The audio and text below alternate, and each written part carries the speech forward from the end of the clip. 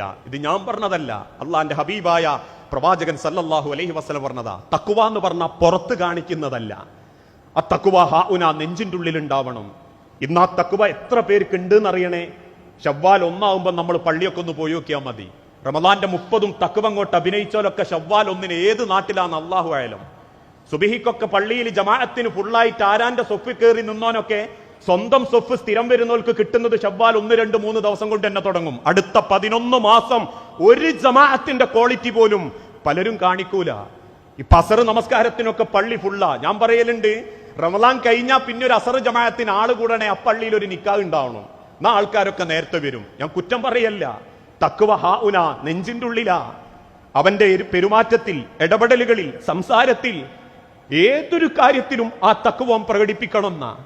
സഹാബാക്കൾ അത് പ്രകടിപ്പിച്ചു. അതുകൊണ്ടാണല്ലോ ഒരു സുബഹി നിസ്കാരം കഴിഞ്ഞ് സഹാബാക്കളൊക്കെ പ്രാർത്ഥനക്ക് തുടക്കം കുറിക്കുമ്പോ പിൻഭാഗത്ത് നിന്നൊരു ചെറുപ്പക്കാരൻ സ്വഹാബി എഴുന്നേറ്റ് ഓടുക. അള്ളാന്റെ ഹബീബ് അദ്ദേഹത്തെ വിളിച്ചു ചോദിച്ചു, സഹോദര, അള്ളാഹ് കാത്തിരിക്കുകയാ നിന്റെ ദുആ കേൾക്കാൻ. ഫദ്കുറൂനി, നിങ്ങൾ അള്ളാനെ ഓർക്കണം. ആ സ്വഹാബി പറഞ്ഞു, റസൂലേ, എനിക്ക് പെട്ടെന്ന് വീട്ടിലെത്തണം. അള്ളാന്റെ ഹബീബ് ചോദിച്ചു, എന്തിനാ? 3 ദിവസമായിട്ട് റസൂലേ ഞാൻ പട്ടിണിയാ, എന്റെ മക്കളും പട്ടിണിയാ. അതിന് ആ പട്ടിണി കിടക്കുന്ന എന്റെ മക്കള്, ഞാൻ എന്റെ അയൽപ്പക്കത്തുകാരന്റെ ഈത്തപ്പഴം കൊലച്ചത് കണ്ടിട്ടുണ്ട്. ആ കൊലച്ച് ചാഞ്ഞു നിൽക്കുന്ന ഈത്തപ്പഴത്തിന്റെ പലതും എന്റെ മുറ്റത്തേക്ക് വീഴുന്നുണ്ട് നബിയെ. എന്റെ മക്കൾ എഴുന്നേൽക്കുന്നതിന്റെ മുൻപ് എനിക്ക് ആ ഈത്തപ്പഴം എടുത്തിട്ട് അവന്റെ പറമ്പിലേക്ക് നടണം. നിങ്ങൾ ആലോചിച്ച് നോക്കി, എന്തൊരു തഖ്വ. എന്റെ മക്കള് ഹറാമ് തിന്നരുത്, പട്ടിണി കിടന്നാലും എന്നുള്ള തഖ്വ, സൂക്ഷ്മത. ഇന്ന് അക്കല്ലാത്ത പൈസ ഉണ്ടാക്കുമ്പോ നമ്മൾ എന്താ ചിന്തിക്കുക? ഇഞ്ച പട്ടിണിയൊന്നും ഇഞ്ച മക്കൾ അറിയരുത്, എന്റെ കുടുംബ റാഹത്തിൽ ജീവിക്കണം.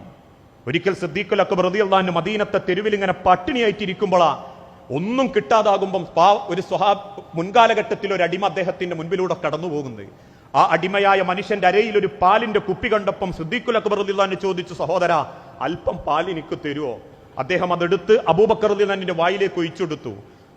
റാഹത്തോടുകൂടി ഒരു കവിൾ അദ്ദേഹം കുടിച്ചു. അൽഹംദുലില്ലാ എന്ന് പറഞ്ഞ് അദ്ദേഹം സന്തോഷിക്കുമ്പോൾ കണ്ടു നിൽക്കുന്ന സഹാബാക്കൾ ചിലര് ചോദിച്ചു, അബൂബക്കറെ, ആ പാല് ഹറാമോ ഹലാലോ എന്ന് വേർതിരിച്ചീനോ? അബദ്ധം പറ്റിയ സിദ്ദീഖുൽ അക്ബർ ആ ചെറുപ്പക്കാരന്റെ പിന്നാലെ ഓടി അദ്ദേഹം പിടിച്ചു നിർത്തി ചോദിച്ചു, നിനക്ക് ഈ പാൽ എവിടുന്ന് കിട്ടിയതായിരുന്നു? ആ ചെറുപ്പക്കാരൻ പറഞ്ഞു, അബൂബക്കർ, എനിക്ക് ജാഹിലിയത്തിൽ ഒരു സ്വഭാവമുണ്ട്. ഞാൻ കണ്ണു ചുമ്മിയിട്ട് എന്തെങ്കിലുമൊക്കെ അങ്ങോട്ട് പറയും, ചിലപ്പോൾ അത് സത്യമായി വരും. ഒരു ജ്യോത്സ്യപ്പണി. അങ്ങനെ ഞാൻ പറഞ്ഞൊരു വിഷയം സത്യമായി വന്നപ്പോ അത് വിശ്വസിച്ച ഒരാൾ എനിക്കൊരു ആട്ടിൻകുട്ടീനെ തന്നു പാരിതോഷികമായി.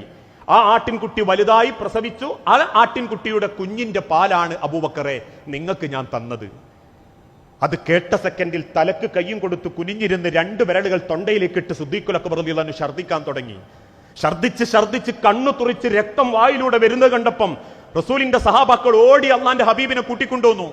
ഓടിക്കതച്ചു വന്ന അള്ളാന്റെ ഹബീബ് സിദ്ദീഖുൽ അക്ബറിന്റെ തോളത്ത് 2 തട്ട് തട്ടിയിട്ട് ചോദിച്ചു, മാതാ അസാബക യാ അബൂബക്കർ, അബൂബക്കറെ, എന്താ അങ്ങക്ക് പറ്റിയത്?